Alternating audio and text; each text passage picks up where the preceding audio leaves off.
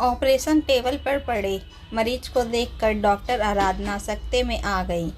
यह वही दरिंदा था जिसने उसके हंसते खेलते परिवार को उजाड़ दिया था। रात में माँ का फ़ोन आया था कि वह सुबह आ रही है। उन्हें स्टेशन से लेने के लिए वह निकल ही रही थी कि फ़ोन की घंटी बज उठी। उसने रिसीवर उठाया तो पता चला कि फ़ोन अस्पताल के आपातकालीन विभाग से आया था और उसे जल्दी पहुंचने के लिए कहा गया था। कई महीनों के बाद तो उसने छुट्टी ली थी। माँ उससे मिलने आ रही हैं। पिछली बार जब वह घर गई थी तब केवल 4 दिन की छुट्टियाँ ली थी। माँ ने उससे पूछा था, अब फिर कब आओगी? तो उसने कहा था, माँ अब तुम मुझसे मिलने आना, मेरा आना संभव नहीं हो पाएगा। तब माँ ने कहा था, तुम छुट्टी लोगी तभी मैं वहाँ आऊँगी। स्टेशन से ले जाकर घर बिठा देती हो, अकेले घर में मन ही नहीं लगता। कम से कम उस दिन तो छुट्टी ले ही लिया करो। यही सोचकर उसने माँ को अपनी छुट्टी की खबर दी थी और माँ आ रही थी। पर अचानक अस्पताल से फ़ोन आने के बाद उसकी समझ में नहीं आ रहा था कि वह क्या करे। वह जानती थी कि अकेले भी माँ को स्टेशन से घर आने में कितनी तकलीफ़ होगी। भैया भाभी जानेंगे तो अलग गुस्सा होंगे कि यदि उसके पास माँ के लिए इतना भी समय नहीं है तो वह उन्हें अपने पास बुलाती ही क्यों है। जल्दी में कुछ और उपाय नहीं सूझा तो उसने डॉक्टर कपिल के पापा से माँ को स्टेशन ले जाने के लिए अनुरोध किया। वह जानती थी कि माँ को लाने और घर तक छोड़ने में कम से कम 1.5 घंटा तो लग ही जाएगा। उधर अस्पताल से दूसरी बार फ़ोन आ चुका था। माँ पहली बार जब आई थी तब कपिल के पापा से उनकी मुलाकात हुई थी, इसलिए परेशानी की कोई बात नहीं थी। ताला लगाकर चाबी उसने कपिल के पापा को दे दी। उनकी इस असुविधा के लिए उसने पहले ही फ़ोन पर उनसे क्षमा मांग ली थी। तब उन्होंने फ़ोन पर हंसकर कहा था, तुम्हारी माँ के आ जाने से मुझ बुढ़े को भी कोई बात करने वाला मिल जाएगा। उनकी बात सुनकर वह भी खिलखिलाकर हंस पड़ी थी। अस्पताल पहुंचते ही वह डॉक्टर सिद्धांत के कमरे में गई। उन्होंने ही उसे फ़ोन करके बुलाया था। मरीज की प्राथमिक चिकित्सा कर दी गई थी पर ऑपरेशन की तुरंत आवश्यकता थी। समय पर ऑपरेशन न करने से मरीज की जान को खतरा था। उसने देखा कि ऑपरेशन थिएटर के बाहर एक औरत बुरी तरह से रोते हुए नर्स से कह रही थी, सिस्टर मैं अभी पूरे पैसे जमा नहीं करा सकती पर मैं जल्दी ही बिल चुका दूंगी। सिस्टर ने झिड़कते हुए कहा था, पैसे नहीं है तो किसी सरकारी अस्पताल में ले जाओ, इसे यहाँ क्यों लेकर आई हो? यहाँ के डॉक्टर योग्य हैं। मेरा इस अस्पताल पर विश्वास है। मैं जानती हूँ कि डॉक्टर आराधना और डॉक्टर सिद्धांत मेरे पति को बचा लेंगे, इसलिए मैं यहाँ आई हूँ। सिस्टर मैं एक एक पैसा चुका कर ही यहाँ से जाऊँगी। नर्स से बात करने के बाद वह औरत उसके पास आकर रोते रोते कह रही थी, प्लीज़ मेरे पति को बचा लीजिए। मुझे पता है कि आप मेरे पति को बचा सकती हैं। बचा लेंगी ना आप? उसने उस औरत को सांत्वना दी। देखिए, अपनी ओर से डॉक्टर पूरा प्रयत्न करता है, यह उसका कर्तव्य होता है।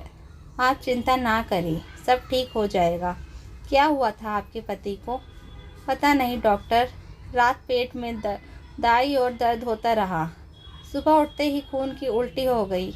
मैं घबराहट में कुछ कर ही नहीं सकी। जो रुपए रखे थे उन्हें भी नहीं ला सकी।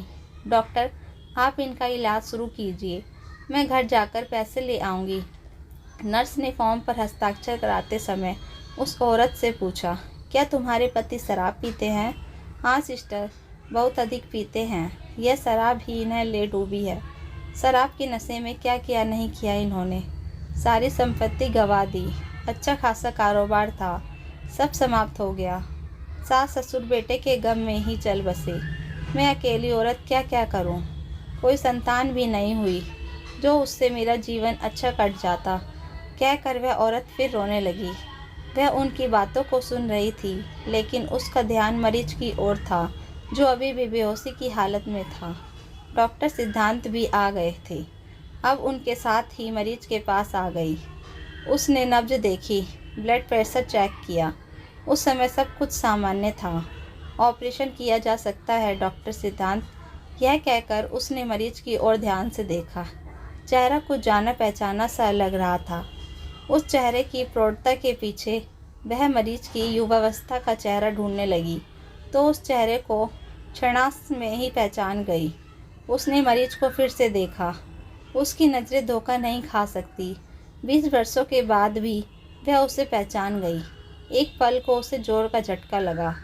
उसके कदम ऑपरेशन थिएटर की ओर नहीं बढ़ सके। कमरे में जाकर वह कुर्सी पर धम से बैठ गई। थोड़ा पानी पीने के बाद उसने कुर्सी के पीछे सिर टिकाकर आंखें मूंद ली। तब वह 12-13 साल की थी और दीदी 17 की रही होंगी। वह 7वीं कक्षा में थी और दीदी 12वीं में। शिवांग सबसे छोटा था। दोनों बहनें एक ही स्कूल में पढ़ने जाती थी। स्कूल दूर नहीं था, इसलिए दोनों पैदल ही जाया करती थी। माँ सुबह उठकर नाश्ता तैयार करती। पापा कभी कभी उनको स्कूटर से भी स्कूल छोड़ाते थे। दीदी पढ़ने में बहुत तेज़ थी। पापा भी उनका पूरा ध्यान रखते थे। शाम को ऑफिस से आकर दोनों की पढ़ाई के बारे में, स्कूल की अन्य गतिविधियों के बारे में पूछते रहते और जो भी कठिनाई होती उसे दूर करते थे। चूँकि पापा ऑफिस के साथ साथ दीदी को नियमित नहीं पढ़ा पाते थे, अंत दीदी को विज्ञान पढ़ाने के लिए ट्यूशन लगा दी थी। वह चाहते थे कि दीदी अच्छे अंकों से पास हो, क्योंकि पापा दीदी को डॉक्टर बनाना चाहते थे। दीदी भी पापा की इच्छाओं को समझती थी। वह आज्ञाकारी बेटी बन उनकी हर बात को मानती थी। स्कूल में दीदी एक आदर्श विद्यार्थी मानी जाती थी और परीक्षा में टॉप करेगी, ऐसी सभी आशा करते थे। दीदी स्कूल से आकर ट्यूशन के लिए जाती थी। शाम को माँ दीदी को अपने साथ लाती थी। उस दिन शिवांग को बहुत तेज बुखार था, इसलिए माँ ने उन दोनों बहनों को एक साथ भेज दिया था ताकि वापसी में दोनों एक साथ आ सकें। जनवरी का महीना था। दोनों बहनें घर की ओर आ रही थीं कि वह अनहोनी हो गई, जिससे उसके घर को तिनका तिनका कर बिखेर दिया। उस अंधेरे ने जीवन में जो अंधकार भर दिया, उसकी पीड़ा वह आज भी महसूस करती है। ट्यूशन पढ़ाने वाले अध्यापक के घर से निकलकर वे कुछ दूर पहुंची ही थी कि एक कार तेजी से उनके पास आकर रुकी और वे कुछ संभल पाती कि कार खोलकर उतरे युवकों ने उन्हें कार में धकेल दिया। कार चल पड़ी तो उन दोनों युवकों ने अपनी हथेलियों से उनका मुंह जोर से बंद कर दिया ताकि वे चिल्ला ना सकें। तीनों युवकों ने उन्हें ले जाकर एक कमरे में बंद कर दिया था। फिर कुछ देर बाद तीनों युवक दोबारा वहां आए। वह डरी सहमी कोने में दुबक कर खड़ी देखती रही। उसके सामने ही उसकी दीदी को नंगा कर दिया गया। एक ने दीदी के बाजू पकड़ लिए और दूसरे ने टांगे, और फिर तीसरा।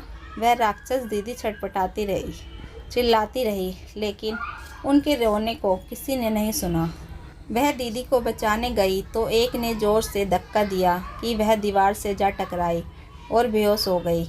जब होश आया तो सब कुछ समाप्त हो चुका था। वे तीनों दरिंदरे कमरे में जा चुके थे। दीदी बेहोश पड़ी थी। बाहर निकलकर उसने देखा तो उससे कि समझ में नहीं आया कि कौन सी जगह है। सारी रात वह यह सोचकर रोती रही कि उसकी माँ और पापा कितने परेशान हो रहे होंगे। सुबह होने पर वह कमरे से बाहर निकल कर आई और किसी तरह अपने घर पहुंचकर माँ व पापा को सारी बात बताई। जब उन्हें यह सब पता चला तो उनके पैरों के नीचे से ज़मीन ही खिसक गई। वे उसे लेकर वहां गए जहां दीदी को वह बेहोश छोड़कर आई थी। दीदी अभी भी बेहोश पड़ी थी। पापा दीदी को लेकर अस्पताल गए तो डॉक्टरों ने इलाज से ही पहले ढेरों ऑपरेशन कर डाले। पापा ने ना जाने कैसे कैसे कहकर सिफारिश कर उसका इलाज शुरू करवाया था, लेकिन तब तक दीदी बहुत कुछ खो चुकी थी। मानसिक रूप से विक्षिप्त दीदी थोड़ी थोड़ी देर बाद चीखने लगती, कपड़े फाड़ने लगती। परीक्षाएं शुरू हुई और समाप्त भी हो गई। दीदी बेखबर थी और फिर एक दिन इसी बेखबरी में दीदी चल बसी। पापा ने ठान लिया था कि वह इसका बदला लेकर रहेंगे। उन्होंने अपने जीवन का जैसे उद्देश्य ही बना लिया था कि अपराधियों को उसके किए की सज़ा दिलाकर रहेंगे। पुलिस में रिपोर्ट तो लिखाई ही थी। उसकी पहचान पर पुलिस ने उन युवकों को पकड़ भी लिया। अदालत में मुकदमा चला। जज के सामने भी उसने चिल्लाकर उस युवक के बारे में बताया था, लेकिन उन लोगों ने ऐसे ऐसे गवाह पेश कर दिए जिससे यह साबित हो गया कि वह तो घटना वाले दिन शहर में था ही नहीं। अमीर पिता का बिगड़ा बेटा था, सो पैसे के बल पर छूट गया। बाकी दोनों युवकों को 3-3 माह की सज़ा हुई। बस पापा टूट तो पहले ही गए थे, फैसला आने के बाद तो जैसे बिखर ही गए। उन्होंने उस शहर में अपना ट्रांसफ़र करवा लिया, लेकिन वहाँ भी वह संभल नहीं पाए। दीदी की मृत्यु वह सहन नहीं कर पाए और एक दिन उन्होंने हम सबको छोड़कर आत्महत्या कर ली। पापा ने एक मकान ले रखा था, माँ उसी में आकर रहने लगी। उन्होंने एक कमरा अपने पास रखा और बाकी कमरे किराए पर चढ़ा दिए। पापा और दीदी की मौत ने उसे कुछ ही समय में बड़ा कर दिया। वह शांत चुप रहने लगी। पढ़ाई में उसने मन लगाना शुरू कर दिया। चूँकि पापा दीदी को डॉक्टर बनाना चाहते थे, इसलिए उसने ठान लिया था कि वह पापा की इच्छा को अवश्य पूरा करेगी। वह दीदी जैसी प्रतिभावान नहीं थी, पर अपनी लगन और दृढ़ निश्चय के कारण वह सफलता की सीढ़ियाँ चढ़ती गई और एक दिन उसने डॉक्टर बनकर दिखा ही दिया। आज वह एक सफल डॉक्टर है और लोग उसे डॉक्टर आराधना के रूप में जानते हैं। इस इलाके में उसका नाम माँ विवाह के लिए पिछले 5 साल से जिद कर रही है, लेकिन वह ऐसा सोच भी नहीं सकती। वह मानसिक रूप से इसके लिए खुद को तैयार नहीं कर पाती। शायद दूसरी वजह यही है कि बचपन में जो भीत दृश्य उसने देखा था, उस कुंठा से वह निकल नहीं पाई है। हार कर माँ ने शिवांग का विवाह कर दिया और उसी के पास वह रहती है। आज जिस पुरुष को अभी देखकर वह आई है, वह कोई और नहीं बल्कि वही दरिंदा था, जिसने उसके सामने ही उसकी दीदी की इज्जत से खेलकर उन्हें मौत के मुंह में धकेल दिया था। और दीदी को न्याय नहीं दिला पाने की पीड़ा में पापा ने आत्महत्या कर ली थी। उसके मन में उबाल उठ रहा था। जो न्याय दीदी को पापा नहीं दिला पाए थे, वह दिलवाएगी। वह उस व्यक्ति से अवश्य प्रतिकार लेगी, तभी दीदी और पापा की आत्मा को शांति मिल सकेगी। वह उसका इलाज नहीं करेगी, जो इस समय जीवन और मृत्यु के बीच झूल रहा है। वह निश्चित होकर वैसे ही कुर्सी पर सिर टिकाए बैठी रही, पर उसके मन को अभी भी कुछ कचोट रहा था। उसे लगा जैसे कुछ गलत हो रहा है। जब वह कोई निर्णय नहीं ले पाई, तो उसने अपने घर आई माँ को फ़ोन किया। बड़ी देर तक फ़ोन की घंटी बजती रही, किसी ने रिसीवर उठाया ही नहीं। फिर उसने कपिल के घर फ़ोन किया।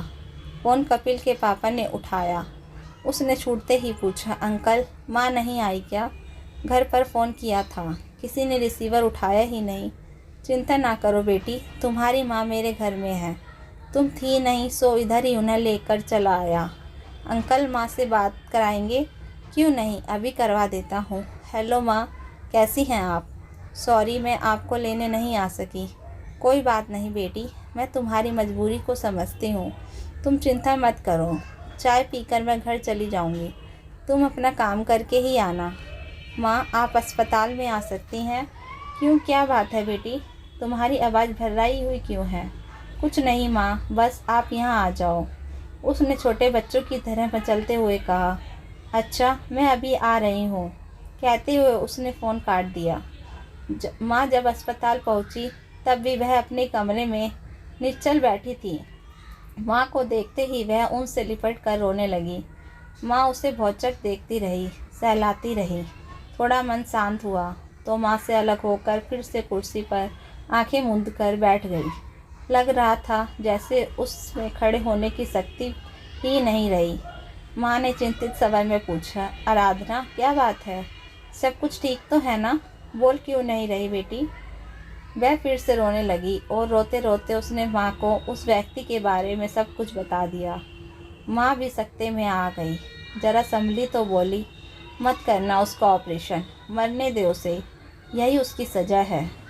मेरा घर बर्बाद करके वह अभी तक जीवित है। हमें कानून से न्याय नहीं मिला, अब समय है, तू बदला ले सकती है। तभी साधना और तुम्हारे पिता की आत्मा को शांति मिलेगी। कुछ सोचने की ज़रूरत नहीं, चुपचाप घर चल। तूने छुट्टी तो ले ही रखी है। वह उसी तरह कुर्सी पर सिर टिकाए बैठी रही। तभी नर्स ने कमरे में आकर कहा, डॉक्टर, ऑपरेशन की तैयारी पूरी हो गई है, आप भी जाइए। नर्स तो कहकर चली गई, पर वह माँ की ओर देखने लगी। माँ ने उससे फिर कहा, देख ले आराधना, अच्छा अवसर मिला है, मत जा।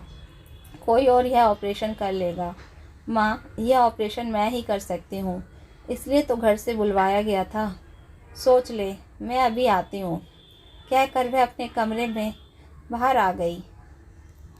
मरीज के साथ आई औरत वहीं खड़ी थी। उसका दिल चाहा कि वह उससे सब कुछ बता दे कि उसके पति ने क्या क्या किया था, पर इसमें उस औरत का क्या दोष है।